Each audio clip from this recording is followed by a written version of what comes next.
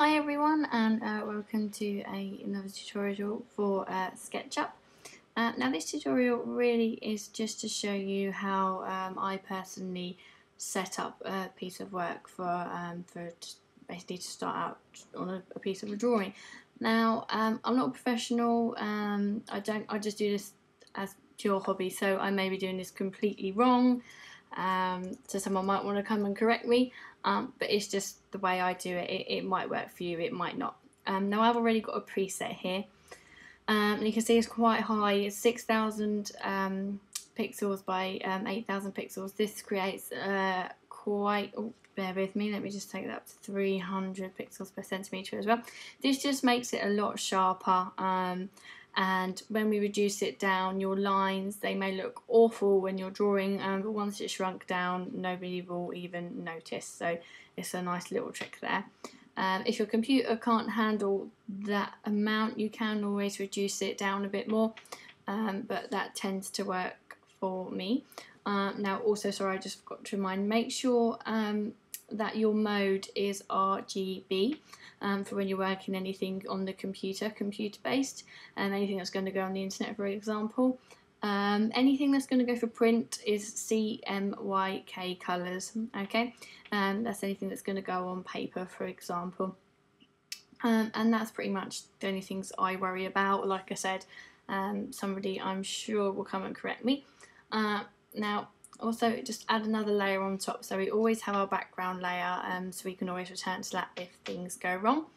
And then you can literally just, oh, sorry about that. You can just add more layers here with this icon. You just can keep pressing and adding as many as you like. I tend to have like one for rough pencils, and the inks and the colours, etc. So whatever works best for you, you can sort of have a play around with those. And obviously just a quick rundown. This is a very quick one. I'm sure most people sort of generally have the basics of Photoshop. But obviously you've got your brush tool, which is the main one we use. You press and hold that, you've got the ability to have the pencil tool if you use that as such. Obviously the eraser tool there, rub out as many mistakes as you do. I know I make a lot. Gradient and paint bucket tool. I tend not to use these too much, but I know a lot of people do use them in their work as well. You've got the blur, sharpen and smudge tool. All have very good uses, which we can go through when we start sort of doing further tutorials. Obviously the dodge tool, the burn tool and the sponge tool. I'm not experts on these, I don't really use these that much, but I'm sure somebody can sort of drop another tutorial and show us how that's done.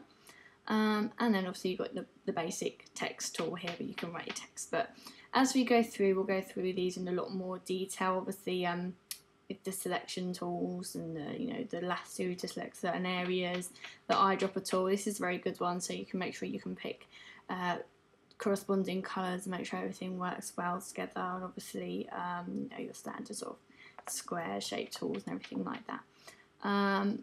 It's just a quick rundown really, just to give you a rough idea, but more so the setting. I would say this is the most important part, where we make sure that we're set up at these high levels with the preset of 6,000 by 8,000.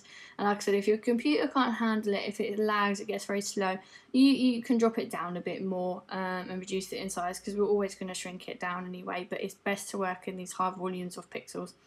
And a high resolution here as well of about 300. If your computer can go higher, even better, but when you put more layers and colour on, we're pushing it a bit. But yes, this is the most important thing before we set out on anything else.